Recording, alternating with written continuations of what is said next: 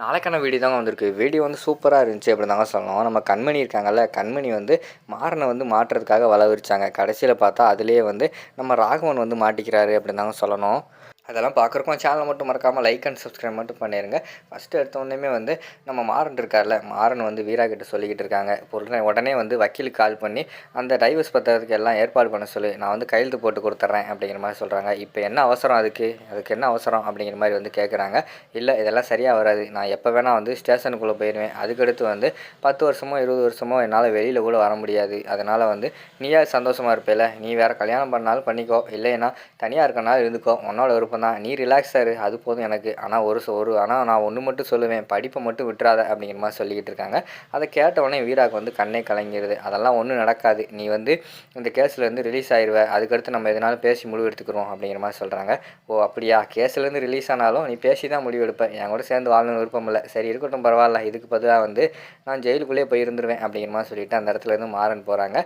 கீழே கார்த்தி வராரு. டேய் சாப்பிட்டியாடா அப்படிங்கிற மாதிரி கேட்டவொடனே, இல்லைடா நான் இனிமேல் தான் சாப்பிட்ணும், அத்தை வேறு சாப்பிடாம அந்த இடத்துல உட்காந்துக்கிட்டே இருக்கு, என்னென்னு கேளு அப்படிங்கிற மாதிரி சொன்னோடனே, அத்தை சாப்பிட்டியா, எதுக்கு சாப்பிடல அப்படிங்கிற மாதிரி கேட்டவொடனே, இல்லைடா எனக்கு ரொம்ப கவலையாக இருக்குது, உன்னை எப்படி போலீஸ்காரங்க வந்து இப்படி கூட்டு போகலாம், நீ எவ்வளோ நல்லவன், உன்னை பற்றி எனக்கு தான் நல்லா தெரியும், யாருக்குமே வந்து நீ கெட்டது கூட நினைக்க மாட்டேன், அப்படி இருக்கும்போது உன்னைய தூக்கிட்டு போய் உள்ளே வச்சு அடிச்சிட்டானே, அவன் கை ஒடிஞ்சு போக அப்படின்னு சொல்லிட்டு திட்டிக்கிட்டு இருக்காங்க.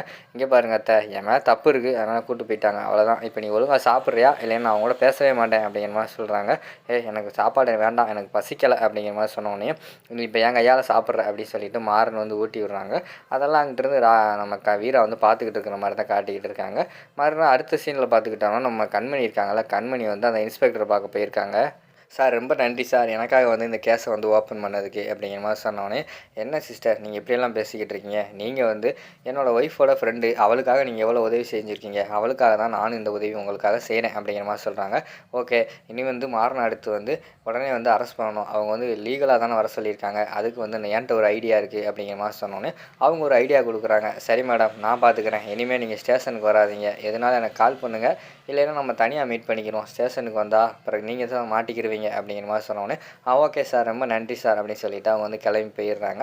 அடுத்து வந்து வீட்டில் பார்த்தா காலையில் வந்து நம்ம வள்ளி இருக்காங்களா, வள்ளி வந்து சக்கரமாக வேலையை செஞ்சு சமையலை வந்து பட்டையை கிளப்பி முடிச்சிட்டாங்க. உடனே வந்து எல்லாருமே சாப்பிடாம அங்கங்கே உட்காந்துருக்காங்க. எல்லாத்தையுமே கூப்பிட்றாங்க, வாங்க சாப்பிடுங்கன்னு சொல்லிட்டு.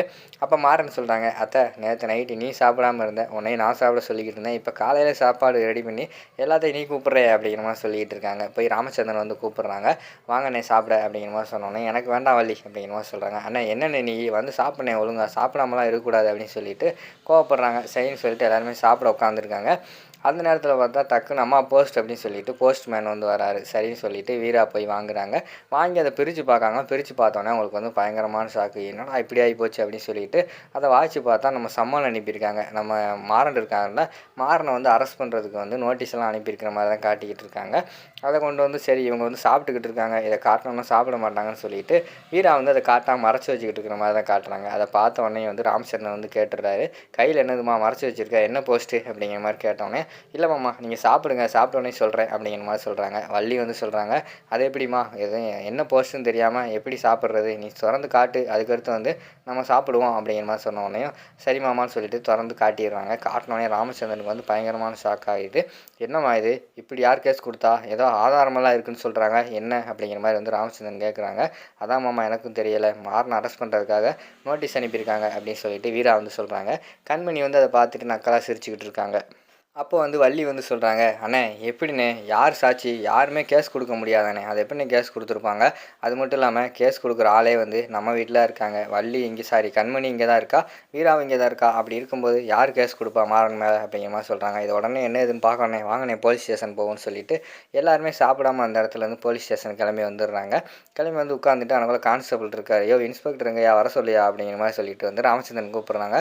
சார் இருங்க சார், அவர் இன்னொரு கேஸ் பார்த்துக்கிட்டு இருக்காரு, வருவார் அப்படின்னு சொல்லிட்டு உட்கார வச்சுக்கிட்டே இருக்காங்க. ரொம்ப நேரம் எல்லாருமே உட்காந்துக்கிட்டு இருக்காங்க. அவர் என்னடா டீ குடிச்சிக்கிட்டு இருக்காரு இன்ஸ்பெக்டர்.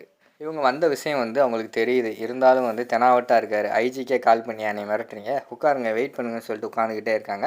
அடுத்து வந்து நம்ம கார்த்தி வந்து சொல்றாரு, "சார் என்ன சார் வந்து எவ்வளோ நேரம் ஆச்சு? எவ்வளோ நேரம் வெயிட் பண்ணுறது? போய் இன்ஸ்பெக்டர கூட்டு வாங்க" அப்படிங்கிற மாரி சொன்னோனே, திருப்பியும் அவர் கூப்பிட வராங்க. "யோவ் இருயா வருவேன்னு சொல்லுயா, கேஸ் டீல் பண்ணிக்கிட்டு இருக்கேன்னு சொல்லு, போ வருவேன்" அப்படிங்கிற மாரி சொன்னோனே, சார் வந்து கேஸ் டீல் பண்ணிக்கிட்டு இருக்காரு, இந்தா வந்துருவாரு அப்படிங்கிற மாரி சொல்கிறாங்க அவங்க.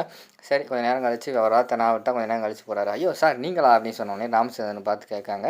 ராமச்சந்திரன் முறைச்சிக்கிட்டே இருக்காங்க. "என்னய்யா நீ ராமச்சந்திரன் சார் வந்திருக்கான்னு சொல்ல வேண்டியதானே" அப்படிங்கிற மாரி சொன்னோனே, "ராமச்சந்திரன் சார் வந்திருக்கான்னு சொன்னேன்ல சார்" அப்படிங்கிற மாரி சொல்கிறாங்க. "எங்கே வர்றாருன்னு தானே சொன்னேன், வந்திருக்கான்னு சொல்லலையே." "சரி சார், சாரி சார், ஒரு கேஸை பார்த்துக்கிட்டு இருந்தேன், சொல்லுங்கள் என்ன விஷயம்" அப்படிங்கிற மாதிரி கேட்டோடனே, "என் பையனை அரெஸ்ட் பண்ணுறதுக்கு வந்து நோட்டீஸ் அனுப்புனீங்களே எதுக்கு" அப்படிங்கிற மாதிரி சொன்னோடனே, "ஆமாம் சார், அதை ஐ விட்னஸ் ஒருத்தர் இருக்கார், அவர் வந்து சாட்சி சொல்லணும்னு சொல்லியிருக்காரு" அப்படிங்கிற மாதிரி சொன்னோடனே, கார்த்தி வந்து சொல்கிறாங்க, "அதை எப்படி சார், கோர்ட்லேயே போய் அந்த இதுக்கு ஜாமீன் வாங்கியாச்சு, கேஸே முடிச்சாச்சு, இப்போ வந்துக்கிட்டு திருப்பி அந்த கேஸை வந்து நீங்கள் ஓப்பன் பண்ணால் என்ன அர்த்தம்" அப்படிங்கிற மாதிரி சொன்னோடனே, "என்ன தம்பி புரியாமல் பேசிக்கிட்டு இருக்கீங்க, நாங்கள் நினச்சா முடிஞ்ச கேஸை கூட திருப்பி ஓப்பன் பண்ண முடியும் தெரியுமில்ல" அப்படிங்கிற மாதிரி வந்து அவர் சொல்லிக்கிட்டு இருக்காரு. சரி யார் அந்த ஐ விட்னஸ்ஸு? எப்போ வருவாரு? அப்படிங்கிற மாரி வந்து ராமச்சந்திரன் கேட்காங்க. சார் வெயிட் பண்ணுங்க சார் வரேன்னு சொல்லியிருக்காரு. நான் என்னமோ வந்து உங்க குடும்பத்து மேல கோவத்த வச்சுக்கிட்டு, நான் வந்து இப்படிலாம் பண்ணிக்கிட்டு இருக்கேன்னு சொல்லிட்டு நீங்க நெனச்சிடக்கூடாதுல்ல. அதனால தான் ஐ விட்னஸே வாராரு அப்படிங்கிற மாரி சொல்றாங்க. அங்கிட்டு பார்த்தா நம்ம இவரு வேற திரு திருன்னு முழிக்காரு. இவரு ராகவன் வந்து. ஏன்னா அவரு தானே ஆக்சிடென்ட் பண்ணாரு. உண்மைய வந்து அவன் சொல்லிட்டானா, அவர் மாட்டிக்கிருவான்னு சொல்லிட்டு முழிச்சுக்கிட்டு இருக்காரு. அத வந்து மாறன் பார்த்துடுறாரு. "அப்பா எதுக்குப்பா? என் மேல தானே கேஸு. எதுக்கு இத்தன பேர் இருக்கீங்க? போங்க போங்க எல்லாரும் போங்க. "ஏய் ராகவா போய் கடைய பார்றா. கடையில கூட்டம் வந்துற போகுது" அப்படிங்கிற மாரி சொன்னாரு. ராகவன் வந்து அப்படியே நைஸா நழுவுறாரு. "சரிடா நான் கிளம்புறேன்னு" சொல்லிட்டு போறாரு. "சார் நீங்களும் இருங்க. நீங்க தானே அவர் கார் ஓட்டும்போது பக்கத்துல இருந்தீங்க. நீங்க தான் மெயின் சாட்சி. உங்களையும் விசாரிக்கணும். நீங்களும் இருங்க" அப்படின்னு சொல்லிட்டு, அந்த இடத்துல வந்து ராகவன பிடிச்சு உட்கார வைக்கிற மாரி தான் காட்டுறாங்க. அதோட பார்த்துக்கிட்டிங்கன்னா இந்த எபிசோட் வந்து முடிச்சிடுறாங்க.